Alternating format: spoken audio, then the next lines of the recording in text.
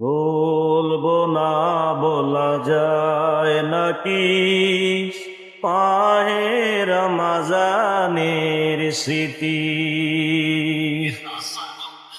আল্লাহর সেই পবিত্র কালাম পারম আল কোরআন এ মহিমা। আল্লাহর সেই পবিত্র কালাম পরম আল কোরআন এ মহিমা। যার কারণে এত সম্মান দিয়েছেন প্রভু রহমান। রহমত বরকত নাজাতের মশালা ফলের বাতি।